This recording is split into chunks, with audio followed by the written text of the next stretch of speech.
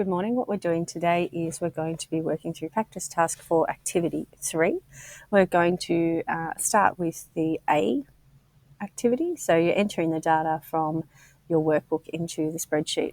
I've started entering my data here.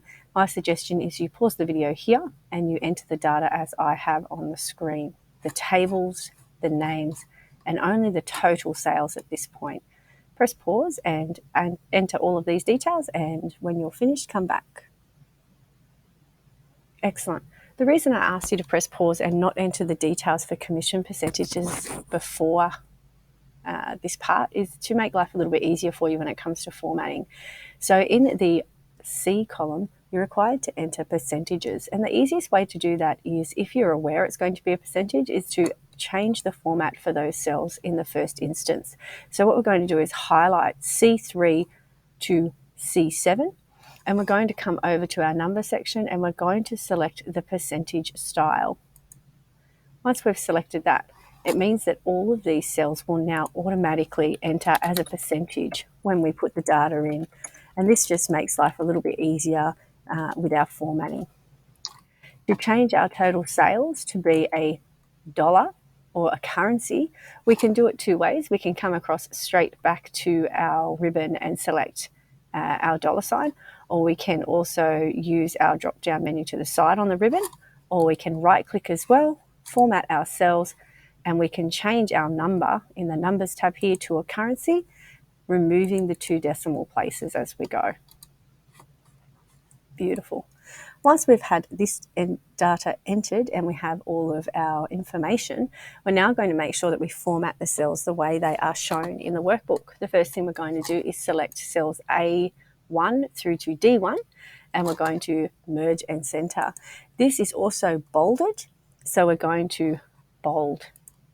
And as the font size is slightly larger, we're also going to increase our font size. We can do that either here in our home screen, or we can also use the 2 little icons next to it. This will increase our font size and decrease. So it's just a little shortcut key. Along the 2 row, and also for the names of our associates here, we are required to have these as bold. So we can select and drag to highlight those across the top and select bold. We can also do the same for our lower here, or we can select and drag and then select the control key on our keyboard, press that down, and then select and drag from Mary down. And that will highlight both along the top and along the bottom there, and select our bold. Beautiful. We're not looking quite like we are in the workbook here, so I'm going to move our column width out just a little bit. The regular column width size for Excel is about 8.43, so we're going to jump this up to about 12, and we can play with this size in our column width until we get it to the size that we like. I generally like to get it to the size of the largest cell content, so January commission would probably be the largest cell content there. Beautiful. We're looking a little bit nicer now.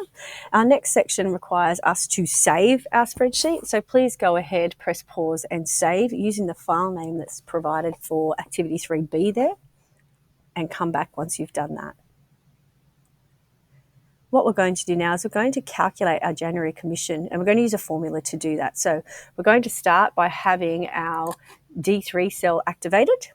And we're going to start a formula. To start formulas, remember, we have to use our equals key. This just tells our cell that we're going to be using a formula.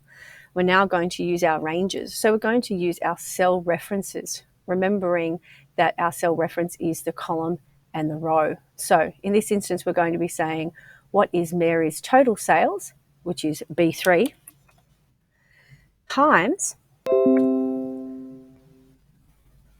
our 10%. Which is our C3 row. Once we have that, we can select enter.